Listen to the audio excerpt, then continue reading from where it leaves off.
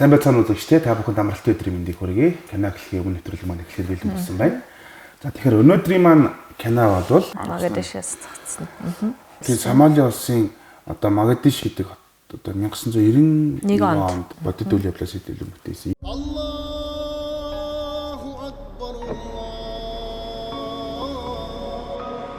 Ашгүй ерөнхийлөгчтэй уулзах нь гол нь нэгдсэн үндэсний байгууллагад л элцэх хэрэгтэй. 1991 он Сомали улс.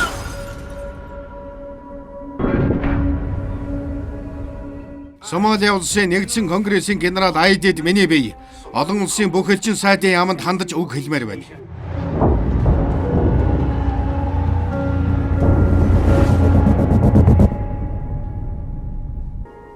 Иргэний дан энгийн иргэд Эндээс одоо яаж гарах юм бэ? Хэм Юн Сок, Чо Ин Сон, Хо Жун Хо ерөнхий наривлагч Рё Син Ван Могадишээс оргосон нь Кинон дээр гарч байгаа үйл явдлын 90% нь ерөнхийдөө болсон процесс тунд байсан гэж үздэг үндэг. Өөрсдөө бол хэлсэн байдаг. Тухайн үнэт болон одоо хойд Солонгосын элчин сайдын яамд төдий байрлалчихсан. За ерөнхийдөө дипломат харилцааны үндсэн дээрээс одоо Сомалид байсан. Одоо иргэний хөдөлгөөнтэй туслаг гараад за тэгээд улс орнууд ерөнхийдөө ингээд юугаа татаад эхлэхэд Хэдий яг одоогор бол хоёр тусдаа улс орон гэж явагдаж байсан. Нэгэн цагт нь бол Солонгос үндэстэн, бүгдөө Солонгос хүмүүс. Тийм учраас энд нөгөө хүний мөн чанар, мэс чанарыг харуулсан цаахан бүтээлүүдийн нэг гэж би бодож байна. Гэхдээ энэ яг бүтээл гэдгээс илүү чи нөгөө сайн хэллээ шүү. 1991 онд болсон бодит үйл явдлаас сэтвэлсэн 2021 оны кино бүтээл гэдэг чинь 30 жилийн дараа энэ кино бүтээл болгож гаргажээ. Тэгэхээр яг юуны хувьд бол одоо юу гэдэг Сомали арал одоо ч гэсэн дайнтай байгаа.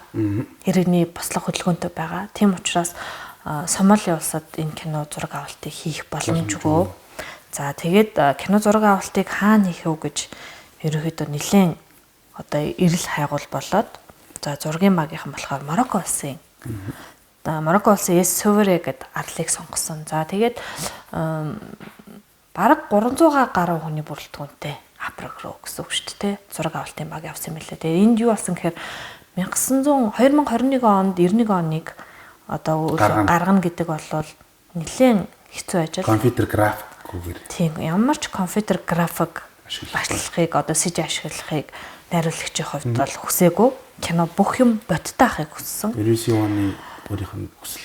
За найруулагчийн тухай тустай яриа төрөд байгаа. Тэгээд за кино болохоор ерөнхийдөө 2019 онд зураг авалтаа эхлээд 2020 оны төгсгөлд зураг авалтын баг Солонгос руу за ковидын цар тахал гарахаас ердөө 2-3 хоногийн өмнө Солонгос руугаа зураг авалтын баг нь бутсан байдаг юм аа. Тэгэхээр киноны нээлтийг бол одоо юу гэдэг нь кино чадварт нэгч үзэгчгүй болцсон хүн болгоно нөгөө цагт битээр одоо ерөөсө кино ярих хал дандаа л энэ цар тахалтай холбогдоод байна те нөгөө сүүлийн үеийн 20-од оны кинонууд дандаа бүгдөө энэтэй хамаатай болохоор за нээлттэй хийсэн. Гэхдээ тухайн жилээ Солонгостой бол бүүм 3 сая 6 юу лээ 3.6 тэрбум сая доллар лөө тий.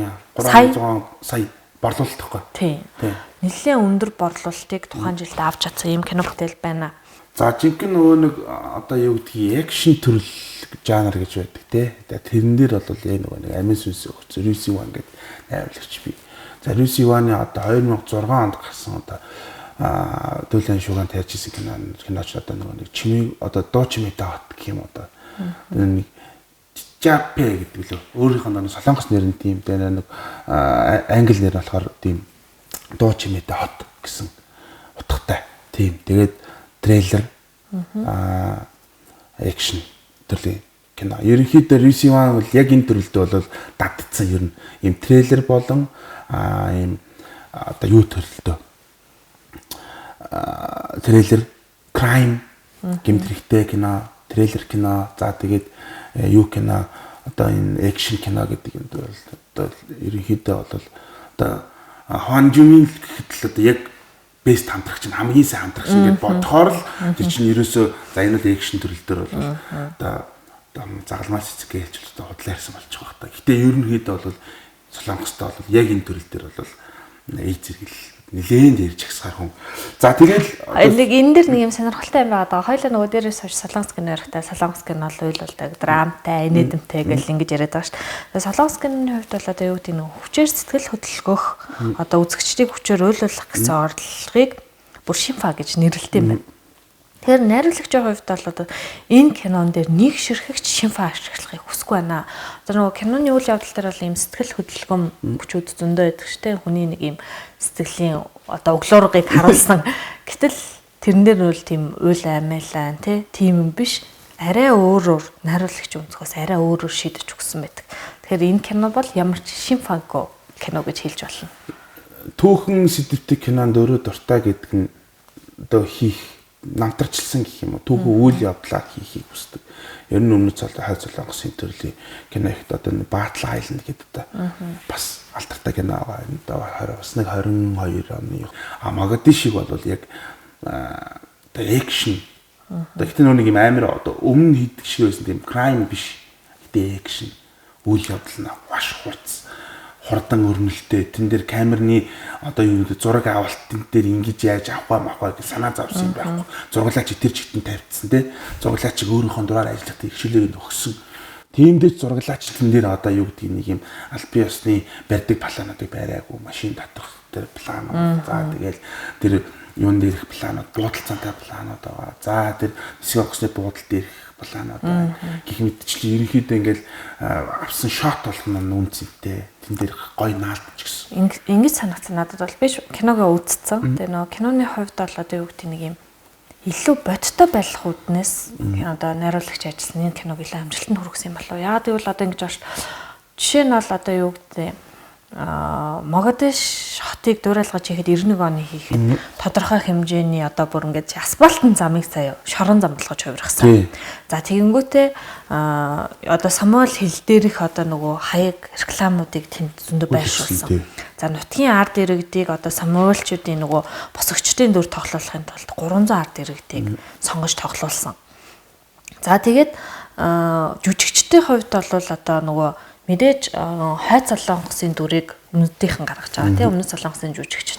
Энэ жүжигчдийг энэ дээр дүр дээр ажилуулахын тулд дандаа одоо хойд Солонгосоос дөрвж ирсэн чихэн дипломатч тийм одоо дандаа нөгөө тухайн цаг үеийг үйл юг мэддэг хүмүүсийг зөвлөхөр ажилласан. Тэнгүүд одоо юм байт юм л да. Үг хэллэгийн хувьд бол одоо юу гэдэг манайхаар бол нутгийн аялга гэж хэл бид нар баруун нутгийн аялга хада төв алах яриа гэл ингэдэг шиг хоорондоо мэдээж хойд Солонгос өмнөд Солонгосын хэл яриа өөр тэрэн дотроо дахиад дипломатын нэг тийм аялга гэж байдаг гэж байна. Бүр тэрийг хичээл авч заалгуулад за тэгээд ганц нэг Самуэль хэлээр одоо ярих шаардлагатаас энийг бол бүр хичнээн сарын хугацаанд гэлээ 4-5 сарын хугацаанд жүжигчд багш авч энэ дээр хичээлсэн байгаа.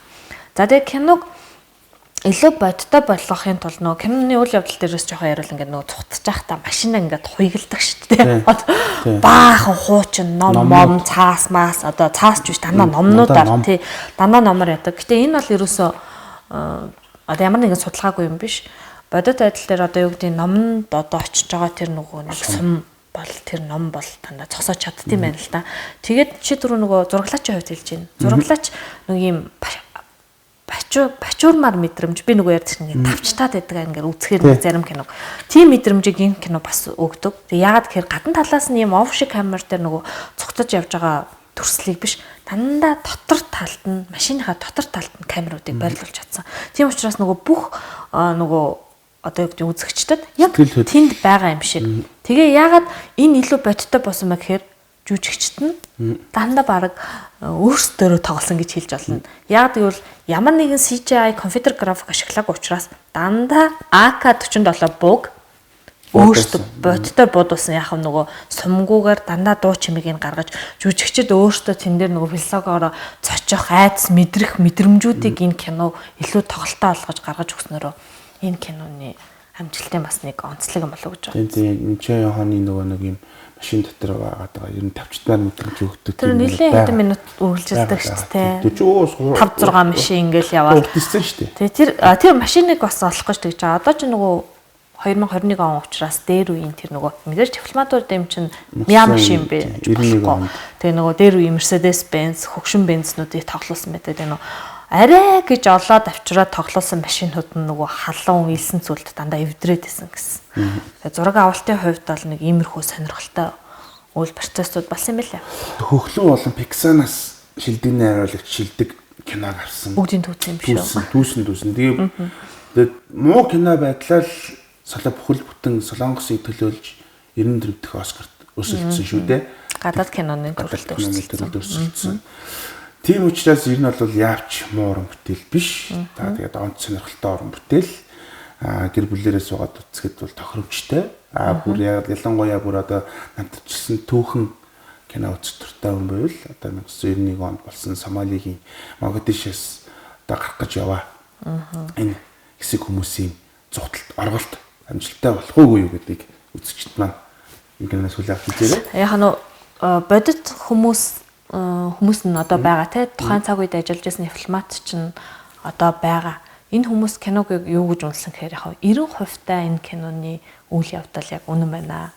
Киноныхаа одоо нэг үйл явдлаас жоох хариул киноны нэг хэсэгт бол юм гэдэг шүү дээ нөгөө юугаа алдаал одоо аргаа ядаал хойд солонгосчууд өмнөдүүд дээр гуйж ирдэг те бид нарыг орогнуулаач байрлуулаач за тэгээд тэр дотор орж ирээд их гоё сонирхолтой юм болно те би бинээс айж байгаа ингээл би бин рүүгөө муухай хараал хардас иртэл ингээл 50 амарчиж чадахгүй байгаа гэтэл уул нь бол бодит байдалтай хоёулаа нисэх онгоцны бодол дээр хойд солонгосын элчин ч гэсэн өмнөд солонгосын элчин ч гэсэн хоёулын нисэх онгоцны бодол дээр таарад нөгөө хойдуудыгаа хараад за эднэрт туслахгүй болохгүй юм байна гэдэг үднээс та нар манад очоод за манай элчин сайдын яамн дээр байрлаад хэдүүл ингээд хамтдаа ингээд байж байгаа цугтцгаая гэдэг саналыг тавьсан юм билээ. Тэр нөө уул нь бол илүү хүн чанартай. Гэтэ яг кинонд нэг юм биш бас нэг планс гэж байна. Хитрхээ бас тэр талыг харуулж тий болохгүй. Гэтэ энэ кино бол харьцангуй хойдуудыг их зөв үзүүлсэн кино гэж явд юм лээ. Одоо дийлэх бид нар нөгөө тагналтай те өмнө ч гэсэн хоёлаа ярьж лээсэн кинонууд дээр бол жоохон хүүтэн ширүүн тийм хүмүүс гэж харагдулдаг бол энэ киноны хувьд бол одоо адилхан л эцэг хүмүүс, адилхан лав бүгдөрөө л адилхан хүмүүс гэр бүлээ гэр одоо юу гэдгийг ар гэрээ тэгээ тэнд ажиллаж байгаа хүмүүсээ бүгднийг лавраал нутаг буцаад амар чимэр байх гэж байгаа хүмүүс. Одоо жишээ нь бодит үйл явдал дээр нөгөө нэг киноны одоо Голдрын Батар гэж өмнөдийн элчин сайд бол дахиж хизээж нөгөө хүнтэй холбоо барьж чадаагүй.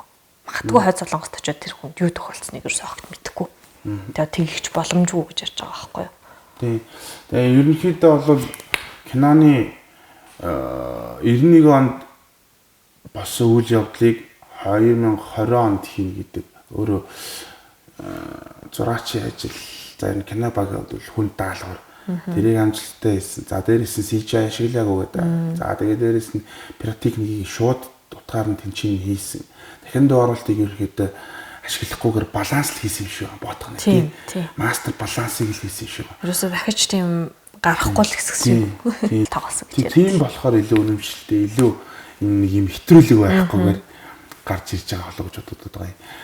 За тэгээд кино маань өөрөө би түрүү хэлсэн шүү дээ. За Оскар нэр дэвшсэн. Бигсан болон хөхлөөгаасаа шагналаа. Дандаа шилдэг найруулагч шилдэг киноны тий автсан. Тэгээд Юсиваны би түрүү эхлэхдээ хэлсэн тийм ээ. Энэ бол одоо яг юм экшн төрөл тийм ээ. Адал явдал төрөлд бол баг энэ Солонгостой болон дэлхийд ерөнхийдөө дээгүүрч ихсгаар хэмжээний тийм мундаг найруулагч хүн байгаа. За тэгээд Шинфагийн хитрхи утга уянгийг хэрэглэхгүй байхыг хүссэн тийм найруулагч. 2006 оноос ахуулаад ерөнхийдөө цайлцсан шүү дээ. Тэр нэг чимээгүй хотод дуу чимээтэй хотоос ахуулаад 2006 оноос ахуулаад ерөнхийдөө хүмүүсийн хараанд төрдсөн. Тэр чигнээгээрээ одоо юу халтаагүй, оноо халтаагүй яваа.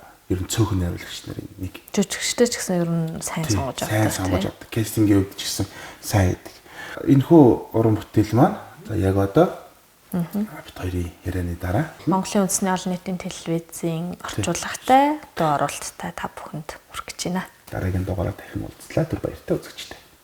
Ашгүй ерөнхийлөгчтэй уулзах нь гол нь нэгдсэн үндэсний байгууллагад л элцэх хэрэгтэй. 1991 он Сомали улс.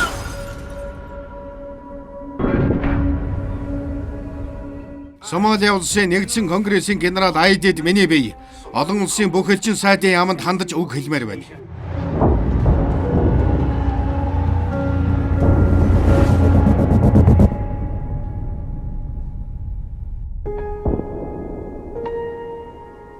Иргэний дан. Энгийн иргэд. Эндээс одоо яаж гарах юм бэ?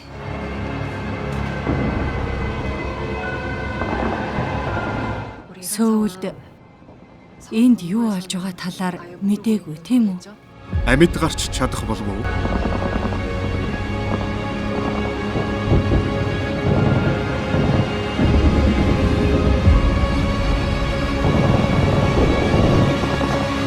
Хэм Юн Сок, Чо Ин Сон, Хо Жун Хо. Ерөнхий нариулагч Рё Син Ван. Могадишээс оргосон нь 11-р сарын 29-ний Бямба гарагт Монголын үндэсний олон нийтийн телевизээр